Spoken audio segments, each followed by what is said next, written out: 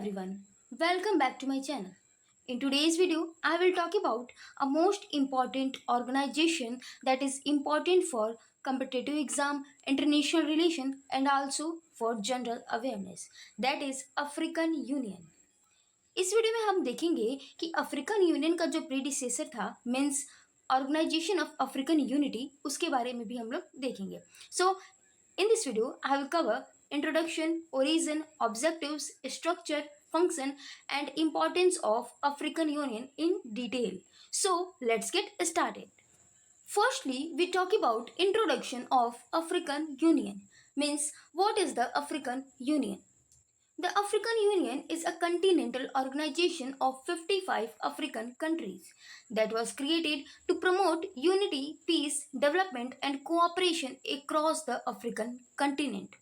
African union एक Continental organisation है, महाद्वीपीय संगठन है जिसमें अफ्रीका महाद्वीप के जितने भी कंट्री हैं 55 कंट्री हैं अफ्रीका महाद्वीप के, वो सारे अफ्रीकन यूनियन के मेंबर हैं. ये लोगो है अफ्रीकन यूनियन का. African Union was created to promote unity, peace, development and cooperation across the African continent. African continent में unity, peace, development और cooperation को promote करने के पर्पज से African Union को form किया गया है, establish किया गया है African countries के द्वारा. Now let's talk about origin of the African Union. तो पहले हम लोग इसके प्रीडिसेसर के बारे में देखेंगे, means organisation of African unity. Organisation of African unity means OAU की जगह पे ही अफ्रीकन यूनियन को एस्टेब्लिश किया गया है. So African union is successor of organisation of African unity. After many African countries gained independence from colonial rule in the mid 20th century, their leaders felt the need for a common platform. African continent में भी basically सारे countries में African continent के सारे countries में colonial rule था. Means जो England के लोग थे, मेनली जो यूरोप के कंट्रीज़ थे, उनका जो रूल है वो अफ्रीकन कंटिनेंट के कंट्रीज़ पे था. सो 20th सेंचुरी में जब कई सारे जो अफ्रीकन कंट्रीज़ हैं वो कॉलोनियल रूल से इंडिपेंडेंट पा गए, तब जाके उनके जो लीडर्स थे, अफ्रीकन कंट्रीज़ के जो लीडर थे, उन्हें ये फील हुआ कि उनका एक कॉमन प्लेटफॉर्म होना चाहिए जहाँ पे वो खुद को रिप्रेजेंट कर सकें और अपने कॉमन प्लेटफॉर्म के ज़रिए वो खुद को कोऑपरेट कर सके और बाकी जो कंट्रीज़ हैं उन जो कि कॉलोनियल रूल से आज़ाद नहीं हुए थे उनको आज़ाद होने में मदद कर सके. इन सारे पर्पज़ के साथ उन्होंने फॉर्म किया organisation of African unity. So, on May 25, 1963, 32 independent countries, African heads of state met in Addis Ababa. Means 25 मई 1963 को 1963 को 30 इंडिपेंडेंट कंट्रीज के जो हेड हैं वो अदिस अबाबा में मिले, जो कि इथियोपिया की कैपिटल है, एंड फॉर्म द OAU. और OAU यानी कि ऑर्गेनाइजेशन ऑफ अफ्रीकन यूनिटी को फॉर्म किए. Main goals of OAU means organisation of African unity को फॉर्म करने का क्या गोल था, क्या पर्पस था, इसे देखते हैं. तो पहला है to end colonialism from Africa. Africa continent से, अफ्रीकन कॉन्टिनेंट में जितने भी कंट्रीज थे उन कंट्रीज से कोलोनियलिज्म को खत्म करना एक मेन एम था ऑर्गेनाइजेशन ऑफ अफ्रीकन यूनिटी को इस्टेब्लिश करने का, फॉर्म करने का. अगला एम था to promote unity and solidarity among African state. Means जो अफ्रीकन स्टेट्स थे, जो अफ्रीकन कंट्रीज थे, उनके बीच यूनिटी एंड सॉलिडारिटी को प्रमोट करने के पर्पज से ऑर्गेनाइजेशन ऑफ अफ्रीकन यूनिटी को फॉर्म किया गया. अगला है to coordinate cooperation among African countries for development.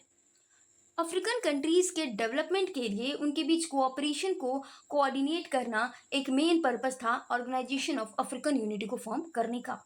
अगला है to protect the sovereignty that is independence and territorial integrity of member states. जो अफ्रीकन यूनिटी के means organisation of African unity के जो मेंबर स्टेट्स थे, मेंबर कंट्रीज थे, उनकी sovereignty और टेरिटोरियल इंटीग्रिटी को प्रोटेक्ट करने के पर्पस के साथ ऑर्गेनाइजेशन ऑफ अफ्रीकन यूनिटी को फॉर्म किया गया. The OAU was successful in helping to end colonialism. जो OAU ऑर्गेनाइजेशन था वो सक्सेसफुल हुआ अफ्रीकन कंटिनेंट से, मीन्स अफ्रीका की जितने भी कंट्रीज थे वहाँ से कोलोनिज्म को खत्म करने में. However, its focus was mainly to protecting borders and non-interference in internal affairs, which sometimes limited its ability to address internal conflicts or human rights abuses within members state. Means जो organisation of African unity थी उसको इस main purpose के साथ establish किया गया था. उसका मेन फोकस ये था कि जो मेंबर कंट्रीज थी उनकी बॉर्डर को प्रोटेक्ट करना और उनके इंटरनल अफेयर्स में, मेंबर कंट्रीज के इंटरनल अफेयर्स में इंटरफेयर ना करना, इस पर्पस के साथ ऑर्गेनाइजेशन ऑफ अफ्रीकन यूनिटी को इस्टेब्लिश किया गया. और कई बार ऐसा देखा जाता था कि ये जो पर्पस है, ये जो फोकस है, वो अफ्रीकन यूनिटी की जो पावर है उसको लिमिट कर देती थी, उसकी एबिलिटी को लिमिट कर देती थी किसी अपने मेंबर कंट्रीज के जो इंटरनल अफेयर्स में, इंटरनल कन्फ्लिक्ट में और जो ह्यूमन राइट्स से रिलेटेड केसेस आते थे उसमें अफ्रीकन यूनिटी जो ऑर्गेनाइजेशन है वो इंटरफेयर नहीं कर पाती थी, ह्यूमन राइट को प्रमोट नहीं कर पाती थी, जिस कारण organisation of African unity African countries की जो उसकी मेंबर स्टेट थे उनकी अच्छे से मदद नहीं कर पा रही थी, जो कि इसके सामने ऑर्गेनाइजेशन ऑफ अफ्रीकन यूनिटी के सामने बहुत बड़ी लिमिटेशन आ गई कि वो अपने मेंबर कंट्रीज का अच्छे से डेवलपमेंट नहीं कर पा रही है. Now let's talk about the shift to AU means organisation of African unity कैसे अफ्रीकन यूनियन की तरफ शिफ्ट हुआ ये देखते हैं. In late 1990s and to early 2000s. By the late 1990s, African leaders realized that the challenges facing the continent had changed. Means 1990s में late 1990s में जो अफ्रीकन कंट्रीज के लीडर्स थे उन्होंने रियलाइज किया कि कंटिनेंट के द्वारा जो चैलेंजेस फेस किए जाते थे वो अब बदल चुके हैं. The focus shifted from decolonisation to economic development, peace, security and global integration. जो फोकस है वो डीकोलोनाइजेशन से economic development, peace, security and global integration की तरफ जा चुका है. Sete Declaration in 1999. In Sete, that is in Libya, Organization of African Unity Heads of State issued a declaration calling for the establishment of African Union to accelerate continental integration. Setae declaration के through जो है वो organisation of African unity के जो member heads थे, member countries के जो heads थे, उन्होंने डिक्लेरेशन को इशू किया, सेटे डिक्लेरेशन को इशू किया अफ्रीकन यूनियन के एस्टेब्लिशमेंट के लिए, जिसका पर्पस था कंटिनेंटल इंटीग्रेशन को प्रमोट करना, एसेलरेट करना. Constitutive act of the African union that is issued in 2000. This was the formal document that laid down the principle and structure of the new AU. जो constitutive act of the African union था वो एक formal document था जो कि जिसमें new जो African union को इस्टेब्लिश करने के लिए जो इसेंशियल प्रिंसिपल्स थे, जो स्ट्रक्चर थे, वो इस एक्ट में लिखे गए थे. Official launch in 2002. The African Union was officially launched on July 9, 2002 in Durban, South Africa, replacing the OAU. African union को जुलाई 9 में 2002 में इस्टेब्लिश किया गया OAU यानी कि ऑर्गेनाइजेशन ऑफ अफ्रीकन यूनिटी को रिप्लेस करके. Now let's talk about objectives of the African union. Means African union को फॉर्म करने का, एस्टेब्लिश करने का इसके मेंबर कंट्रीज के क्या ऑब्जेक्टिव थे, क्या पर्पस थे, इसे देखते हैं. The AU has broader and more ambitious set of goals than its predecessor. Means इसके प्रेडिसर यानी कि OAU के जो गोल्स थे उससे भी ज़्यादा गोल्स, ब्रॉडर गोल्स और मोर एम्बिशियस गोल्स हैं AU के. Its vision is an integrated, prosperous, and peaceful Africa driven by its own citizens and representing a dynamic force in the global arena. AU का vision है, purpose है कि एक integrated, prosperous, समृद्ध और peaceful Africa को establish करने का, जो कि इसके सिटीजन के द्वारा इस्टेब्लिश किया जाए और ये जो है एक ग्लोबल एरिना में एक डायनेमिक फोर्स को रिप्रेजेंट करे. अफ्रीका कंटिनेंट, ये पर्पस है AU यानी कि अफ्रीकन यूनियन का. हियर आर इट्स की ऑब्जेक्टिव. यहाँ पे कुछ की ऑब्जेक्टिव हैं अफ्रीकन यूनियन के, एक एक करके देखते हैं. तो पहला है achieve greater unity and solidarity. To bring African countries and their people closer together. Means African countries के जो कंट्रीज हैं, अफ्रीकन कंटिनेंट के जो कंट्रीज हैं और अफ्रीकन कंटिनेंट के जो पीपल हैं उनको एक साथ लाना, उनमें यूनिटी को इस्टेब्लिश करना एक मेन पर्पस है अफ्रीकन यूनियन को फॉर्म करने का. अगला है defend sovereignty and territorial integrity. to protect the independence and borders of its member state. ये मोस्ट इंपॉर्टेंट पर्पस है अफ्रीकन यूनियन को फॉर्म करने का कि जो अफ्रीकन यूनियन के मेंबर कंट्रीज हैं उनकी इंडिपेंडेंस को प्रोटेक्ट करना, उनकी बॉर्डर जो है उनको प्रोटेक्ट करना एक मेन पर्पस है अफ्रीकन यूनियन को फॉर्म करने का। अगला है promote peace, security and stability. A major shift from the OAU, the AU now has mechanism to prevent, manage and resolve conflict, including intervening in member states under certain serious circumstances like genocide and war crimes.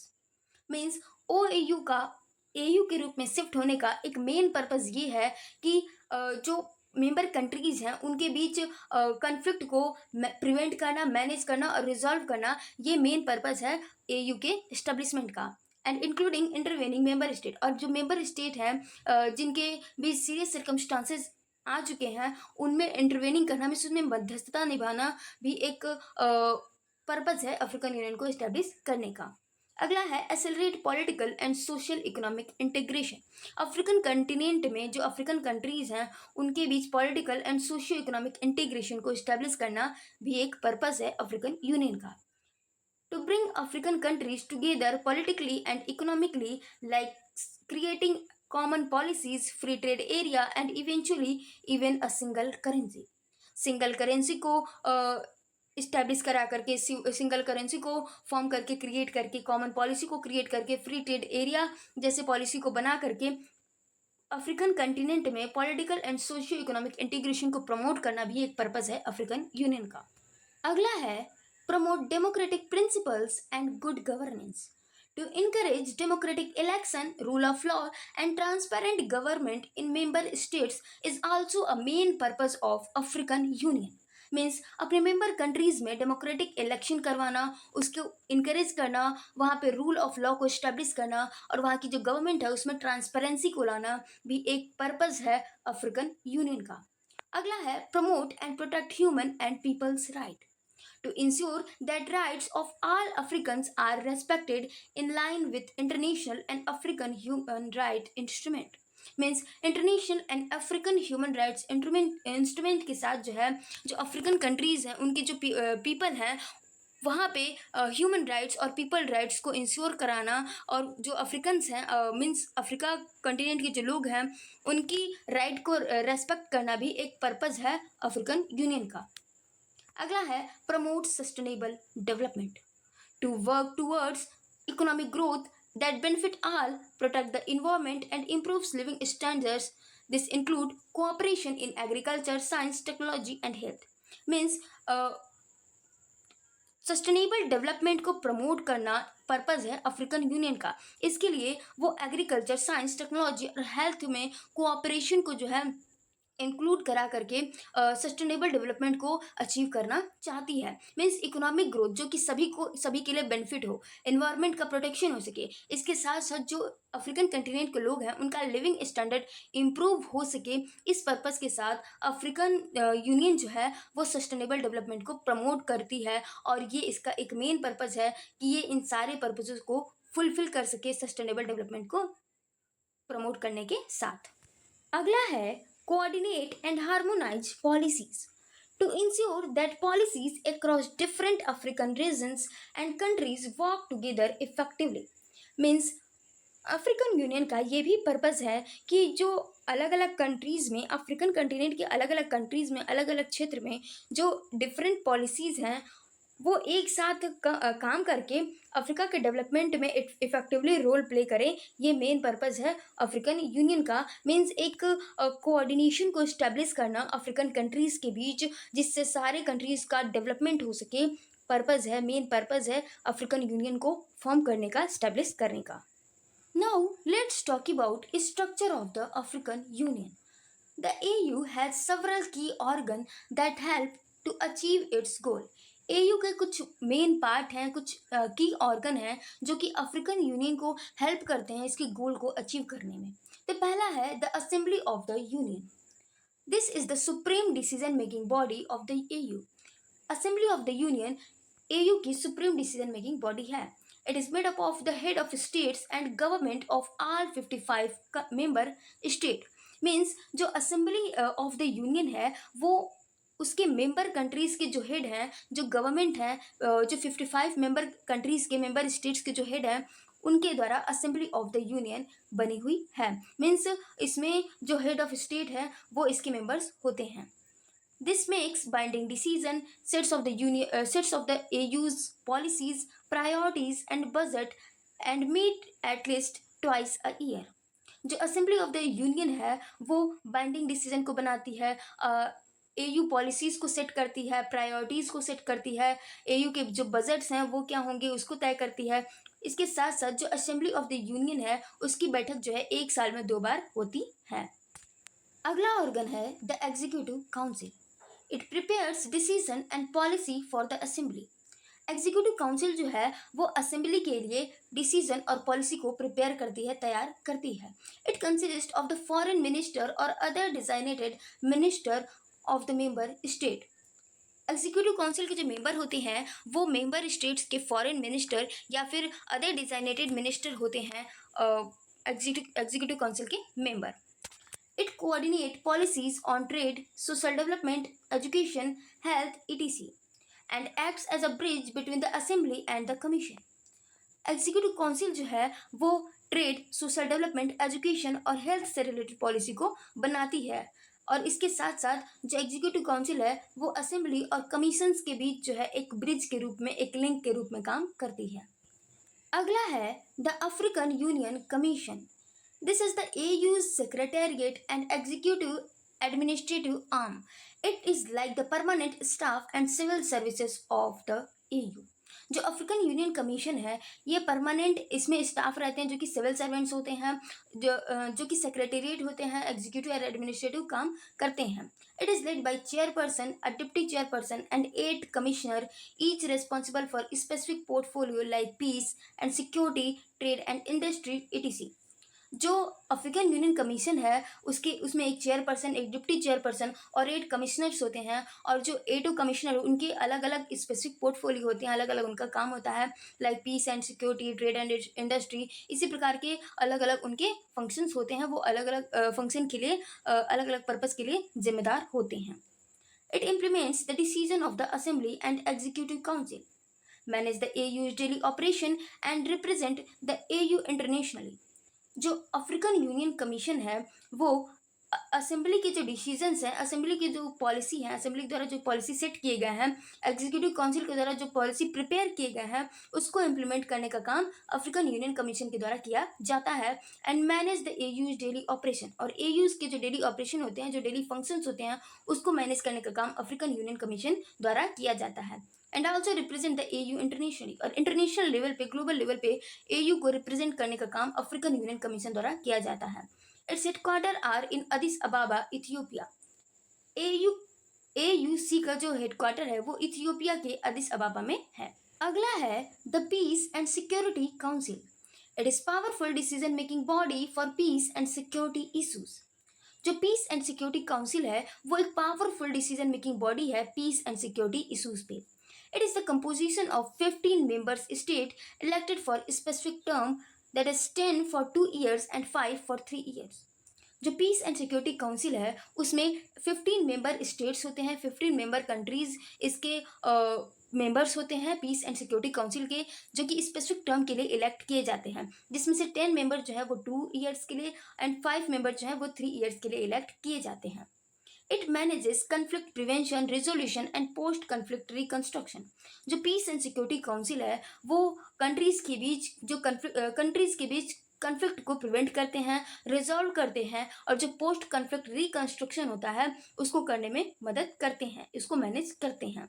It can authorise peace keeping mission, impose sanction and condemn unconstitutional changes of the government.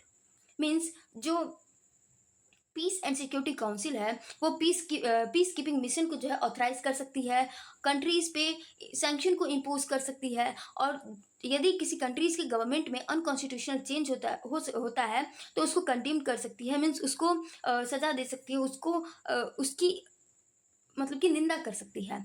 So it is a very active organ. Peace and security council जो है वो बहुत ही active organ है। अगला है pan African parliament. It is a representative body for the people of Africa. Pan African parliament जो है वो अफ्रीका के लोगों के लिए एक रिप्रेजेंटेटिव बॉडी है. It is the composition of 265 members elected by the parliament of member states. Pan African parliament के 265 मेंबर्स होते हैं जो कि उसकी मेंबर कंट्रीज के द्वारा, मेंबर स्टेट्स के द्वारा इलेक्ट किए जाते हैं, मेंबर स्टेट्स के पार्लियामेंट के द्वारा इलेक्ट किए जाते हैं. This body currently has mostly a consultative and advisory role but aims to eventually become a legislative body that can make law for the continent. ये जो पैन अफ्रीकन पार्लियामेंट है वो इस टाइम पे कंसल्टेटिव एंड एडवाइजरी रोल को play करती है, लेकिन इसका एम ये है कि ये एक अफ्रीकन कंटिनेंट के लिए लेजिस्लेटिव बॉडी के रूप में काम करे और अफ्रीकन कंटिनेंट के लिए लॉ बनाए. अगला है the economic, social and cultural council. It is an advisory body that brings in the voice of African civil society organization, that is NGOs, community groups, etc. Means economic, social and cultural council जो है वो एक advisory body है जो कि voice of African civil society organisation को एक voice provide कराती है. ये एक एडवाइजरी बॉडी है जो कि African civil society organisation means NGO और कम्युनिटी ग्रुप्स और भी जो भी ग्रुप्स हैं, एनजीओज हैं, उसको वॉइस प्रोवाइड कराने का काम करती है, मीन्स एडवाइस देती है. अगला है the African court on human and peoples right. It is a judicial body to ensure human rights are protected. African court on human and peoples right जो है एक जुडिशियल बॉडी है जो कि ये इंश्योर कराती है कि जो ह्यूमन राइट्स है अफ्रीका में वो प्रोटेक्ट हो सकें. It hears cases related to human right violation and provides judgement. African court on human and peoples right जो है उन केसेस को सुनती है जो कि ह्यूमन राइट से रिलेटेड है और उस पर जजमेंट देती है. Now let's talk about functions of the African Union. Based on its objectives and structure, the AU perform a wide range of functions.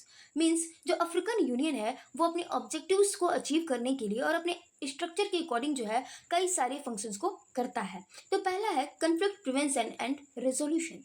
It deploy peace keeping mission in Somalia and Sudan. इसका example है mediating disputes and promoting good governance to reduce conflict drivers.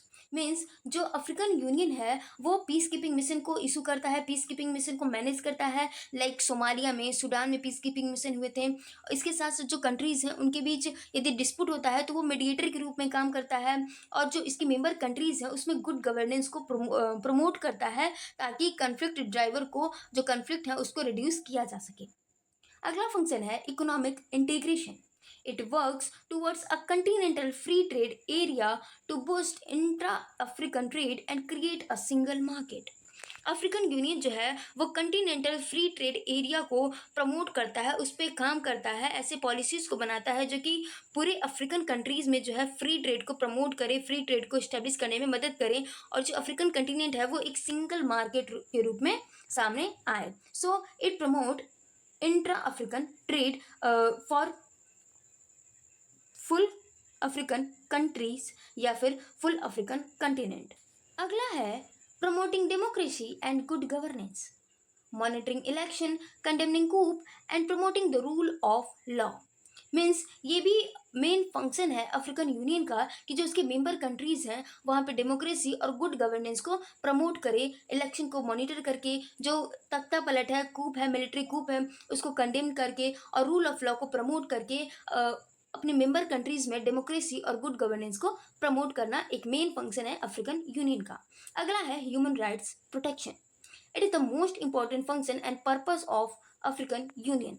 It oversees the implementation of African Charter on Human Right and People's Right. Means African union जो है वो ये देखती है, oversee ये करती है कि जो अफ्रीकन चार्टर है human right and peoples right पे उसका इम्प्लीमेंटेशन मेंबर कंट्रीज में किस प्रकार हो रहा है.